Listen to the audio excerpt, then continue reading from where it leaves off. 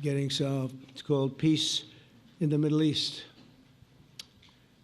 So today is a historic day for peace, and Prime Minister Netanyahu and I have just concluded an important meeting on many vital issues, including Iran, trade, the expansion of the Abraham Accords, and most importantly, we discussed how to end the war in Gaza, but it's just a part of the bigger picture, which is peace in the Middle East, and let's call it eternal peace in the Middle East. So this is far more than anybody expected, but the level of support that I've had from the nations in the Middle East and surrounding Israel and neighbors of Israel has been incredible, incredible. Every single one of them. This afternoon, after extensive consultation with our friends and partners throughout the region, I'm formally releasing our principles for peace, which people have really liked, I must say. And these are done not just routinely done, these are done with total consideration and working with the nations that we're talking about. All of these nations have made contributions to those suggestions. I want to thank the leaders of many Arab and Muslim nations for their tremendous support in developing the proposal, along with many of our allies in Europe. Europe has been very much involved, and as I was called by many of the European leaders, most of them saying, is this true?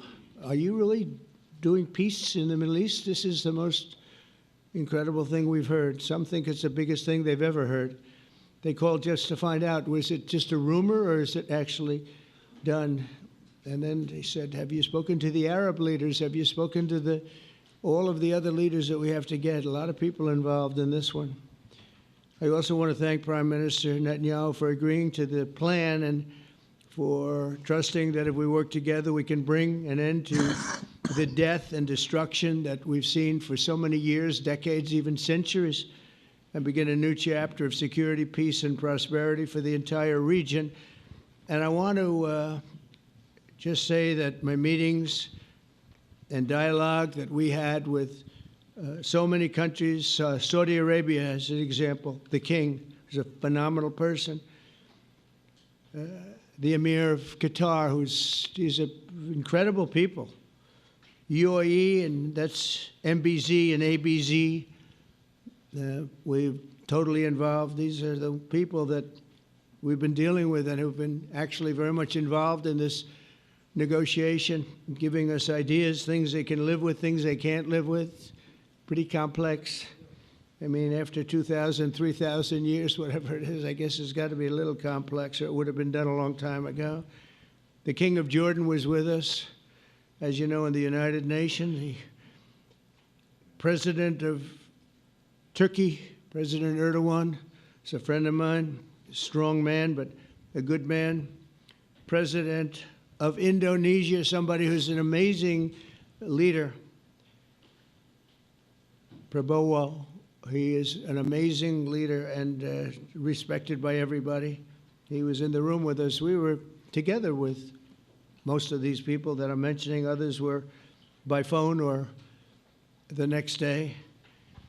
The Prime Minister and the Field Marshal of Pakistan, they were with us right from the beginning. Incredible. In fact, they just put out a statement that they fully believe in this pact.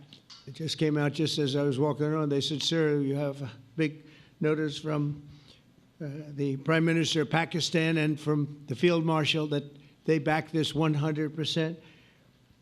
President El-Sisi of Egypt, who's terrific. And these are people I've gotten to know over the years. I mean, I would say it started around 2015 and then went into 2016 when the presidency officially began. But I've known him actually for a long time, and there are many cases really great men. I can't say in all cases, but I will tell you in many cases they're great men and some great women too.